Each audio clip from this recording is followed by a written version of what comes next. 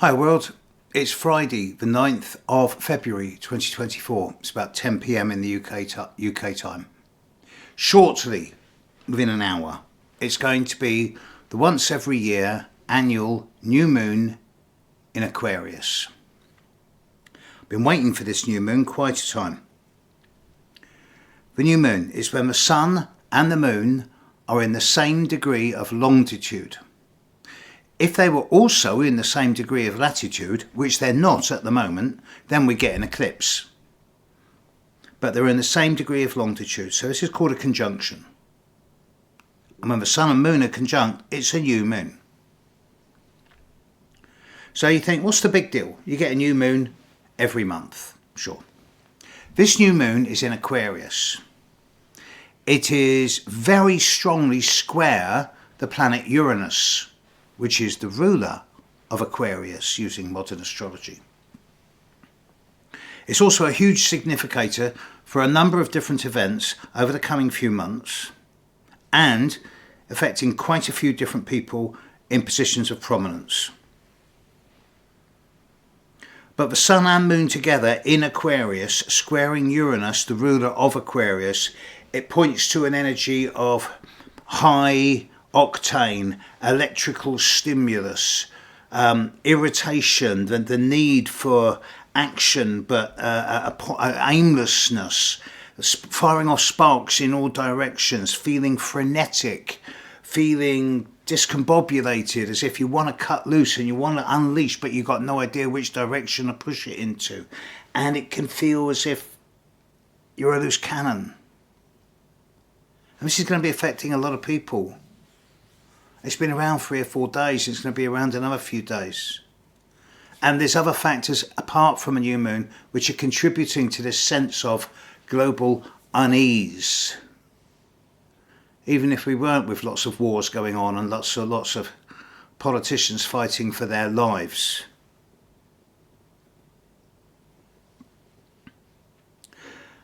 I'm indebted,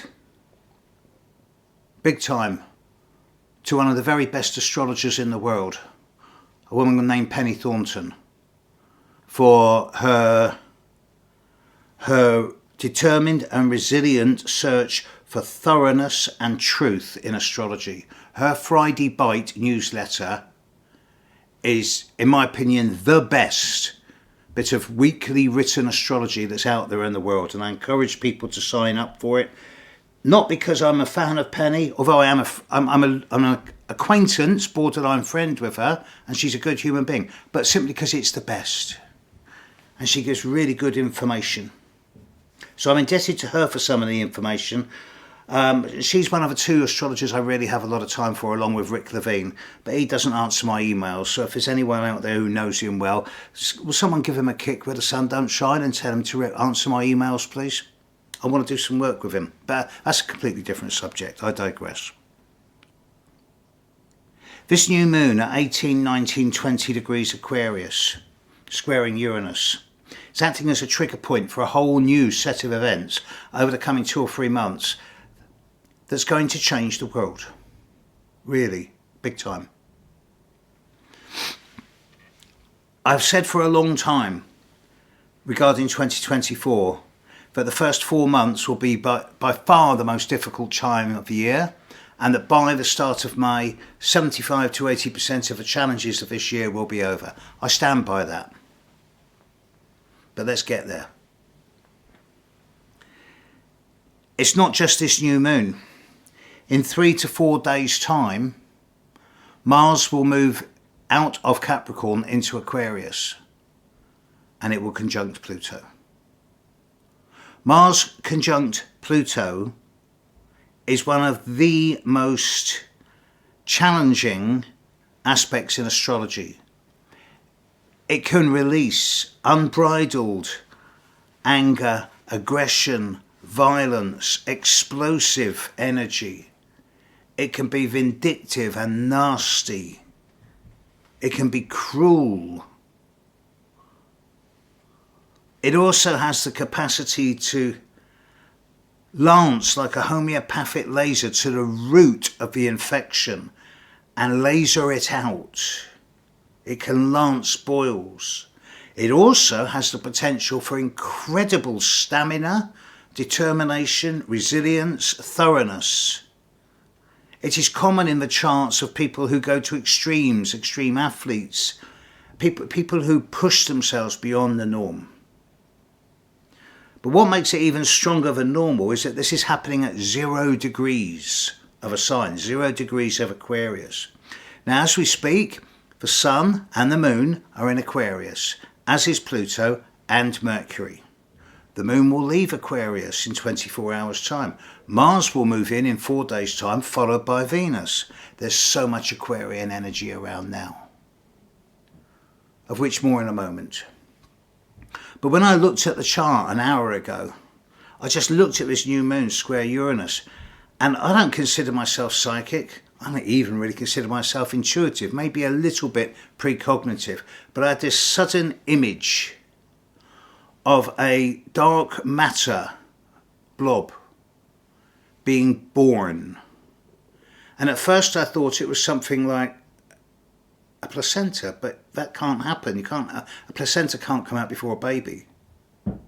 So what was it? I don't know, but it was just this image of dark matter. And it seems like at the moment, of all of these planets in Aquarius, and with Mars conjunct Pluto in Aquarius, and the Sun and Moon in Aquarius, square the ruler of Aquarius, we are seeing the dark side of Aquarius right now. I say dark, not negative. Darkness is just the absence of light, and if you can't deal with the dark, don't deal with the light. These so-called light workers really equal and opposite, yin and yang. Dark isn't negative. I think at the moment, a lot of us are being pushed into our both individual and collective dark.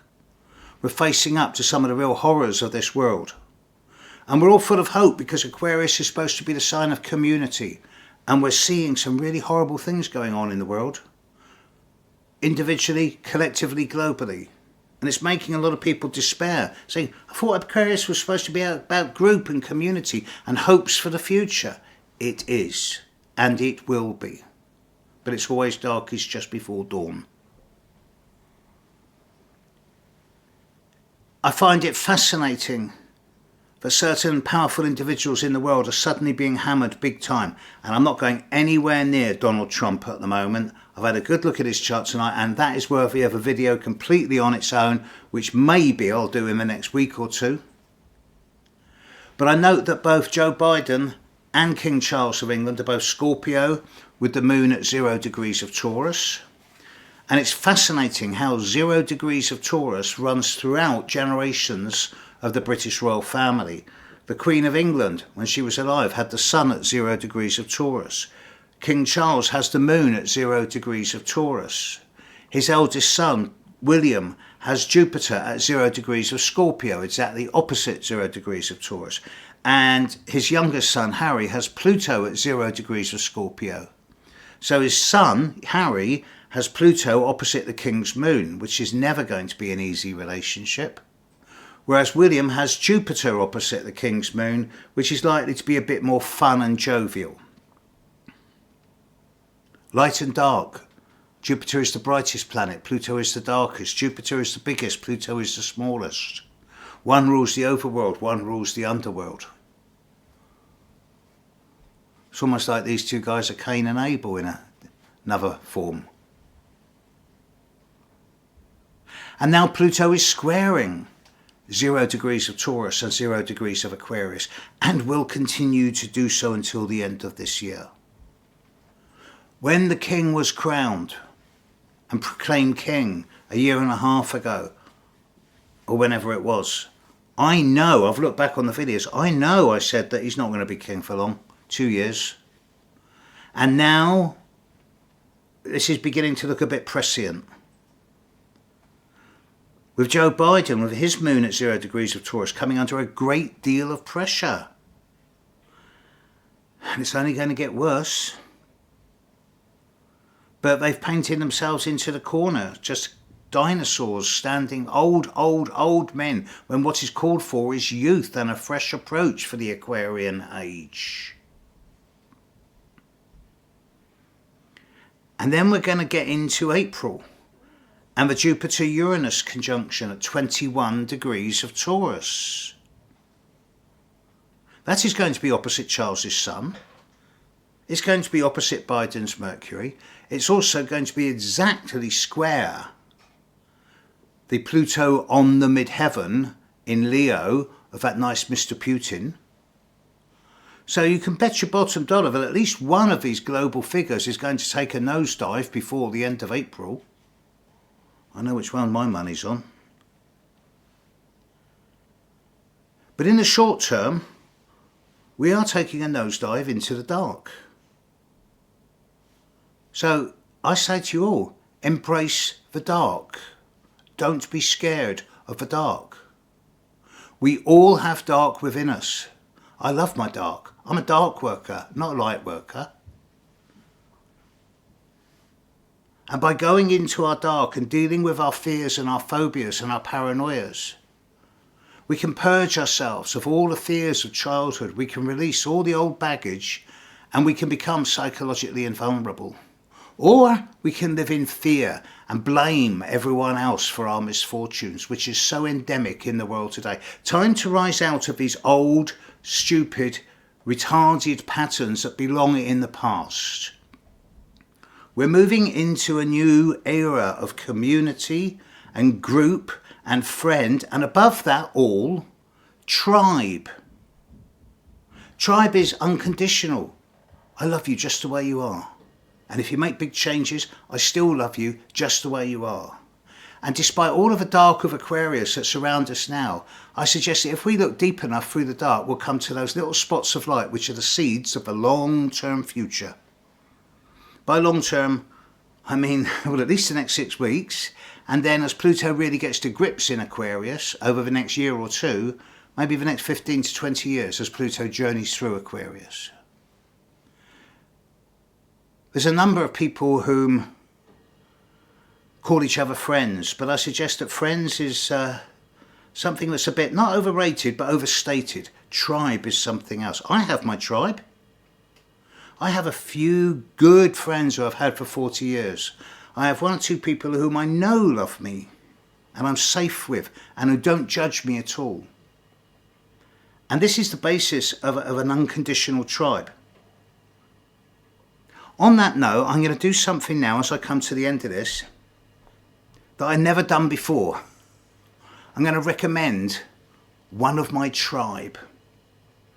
An American colleague of mine who lives in Ireland, who's just about to start a Qigong course online. And he's been studying and practicing Qigong for 35 plus years. He's older than me. And to all my student friends who were at my gig recently in Croydon, you know who I'm talking about. He was there. So, yes, do check out petertad.com if you really want to find out what Qigong's like in the 21st century in an Aquarian way in the Western world.